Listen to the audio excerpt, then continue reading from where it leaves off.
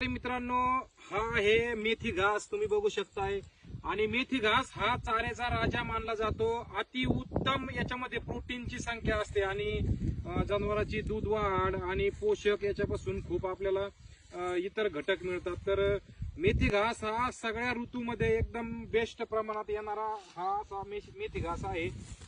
तर मित्रांनो, आपण मेथी घासाची जर एकदा लागवड जर केली तर आपण याच्यापासून सलग 3 वर्षे चारा उत्पादन घेऊ शकतो। तुम्ही बघू शकता अशा पद्धतीत हा मेथी घास असतो। आता एवढं टेम्परेचर आहे, 45-46 पर्यंत टेम्परेचर जातं आणि आपण जर पाण्याचं व्यवस्थापन जर व्यवस्थित जर ठेवलं तर आपण नक्कीच आपल्या पशूंसाठी शेळ्यासाठी एकदम असा सकस हा मेथी घासाचा चारा आपण आपल्या पशूंसाठी देऊ शकतो।